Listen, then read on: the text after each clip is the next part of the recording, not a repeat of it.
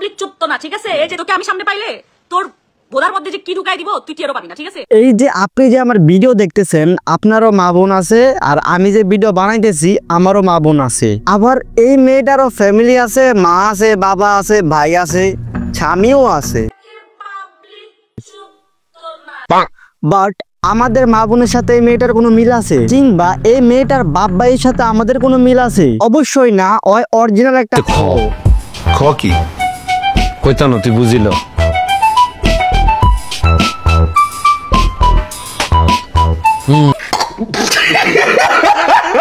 অথচ অয় কিন্তু বাংলাদেশের একটা মানুষ, আমরাও বাংলাদেশের মানুষ। এইসব মেয়েদেরকে জ্ঞান নয়, রাস্তাঘাটে পাইলে ডাইরেক্ট কুত্তা দিয়ে পুটকি মারান দরকার। পাবলিক চুপতো না, ঠিক আছে? এই যে তোকে আমি সামনে পাইলে তোর বোধার মধ্যে যে কি ঢুকাই দিব তুই টেরও পাবি না, ঠিক আছে?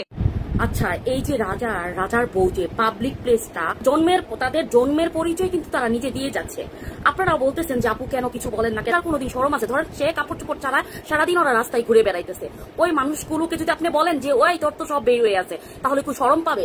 আর রাজার বউ যে ভাষা ইউজ করতেছে একটা পাবলিক প্লেসে এসে একটা ওর বাপের সম্পত্তি, তাহলে মানে ওর বিষয়টা কিরকম আমি তোমাদেরকে বলতেছি। দুই রিস্কাওয়ালা মামা রাস্তায় ঝগড়া লাগছে, একজন আরেকজনের সমানে বকা দিতেছে। ওইখানে আরেক ভদ্রলোক যা বলতেছে, এই মাদার সুদেরা রাস্তাঘাটে ঝগড়া করো স্কিলিগা। আপনারাই বলেন এটা কোনো কথার ভিতরে পড়ে? রাজা আর রাজার ওয়াইফ যে ভালো মানুষ এটা দুনিয়া সবাই জানে, কিন্তু তুই চার পরিচয় দিবি। তুই যদি ভালো কোনো পরিবারের মেয়ে হইতি তাহলে তো তুই ফেসবুকে ভিডিও বানাই দি না। ফেসবুকের ভিডিওতে নিজেরা সাধুচো দাও, তোরে ভালো মতো চিনি না, এই কারণে তোর কিছু বললাম না। তোর যদি ভালো মতো চিনতাম তাহলে তোর খবর ছিল। এইসব ভালো মানুষদেরকে চিনি না, চিনার দরকারও নাই, চিনতে গেলেই ভেজাল।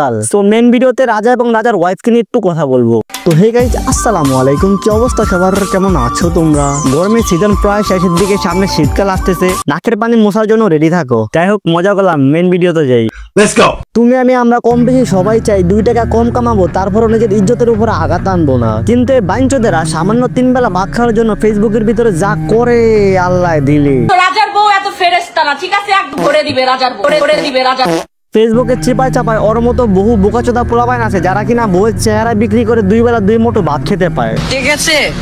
আরে ভাই, বউয়ের চেহারা বিক্রি করলে তো এক কথা, ওরা কি করে? রাজার বউ এত ফেরেশতা না, ঠিক আছে? একদম করে দিবে রাজার বউ, করে দিবে রাজা। সব সময় কোনো না কোনো নাটক করবো, তারপর এটা নিয়ে ফেসবুকে নাটক ফোন দাইবো। এই কথাটা কাকে কিংবা কেন বলছে এটা আমার জানার দরকার নাই। এই কথাগুলোর মূল উদ্দেশ্য হচ্ছে ওই খুব ভালো মতোই জানে এইসব কথা যদি ওই বলে তাহলে ওরা নিয়ে ফেসবুকে আলোচনা চলবে, আর ওদেরকে নিয়ে ফেসবুকে আলোচনা চললে ওদের ফেদের রিচ পুরো হাই থাকবে। ফেদের রিচ হাই মানে আপনি ভিডিওতে কারা বানাইছেন ওরা দেখার সাবজেক্ট না, ভিডিওতে ভিউজ আইবো পুরো 100 ভিডিওতে ভিউজ 100 মানে সব শেষে কথা এক জায়গায় আইসাই থামে। ওরা এত কাহিনী করে খালি 2 বেলা 2 মুঠো ভাত খাওয়ার জন্য। ভাই, 2 বেলা ভাত খাওয়ার জন্য আমরা দিনরাত পরিশ্রম করি, কিন্তু ইজ্জতের উপর আঘাত আনতে দেই না। আর ওদের ইজ্জত আছে কিনা দেখার সাবজেক্ট না, কিন্তু পরিশ্রম করতে ওরা রাজি না।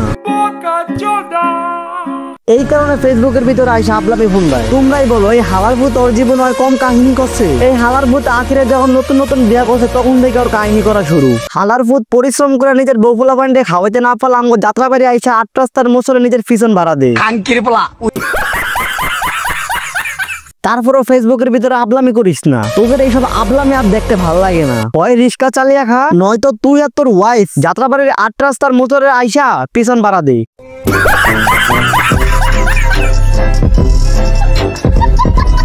তো আজকের ভিডিও এই পর্যন্ত। ভিডিও কেমন হয়েছে অবশ্যই কমেন্টে জানাইবা। তোমরাই বলো, ওদেরকে আর কি বলবো, নিজের কাছেও খারাপ লাগে এইসব ভাষা ইউজ করতে। আমি এদের রোস্টার হিসেবে ওদেরকে নিয়ে ভিডিও বানাইছি, যদি রোস্টার না হইতাম তাহলে জীবনে ভিডিও বানাইতাম না ওদেরকে নিয়ে। যদিও সোশ্যাল মিডিয়াতে আমি এখনো আনসাকসেস, কিন্তু ইনশাআল্লাহ কখনো হার মানবো না। তো ভিডিও ভালো লাগলে অবশ্যই লাইক করো।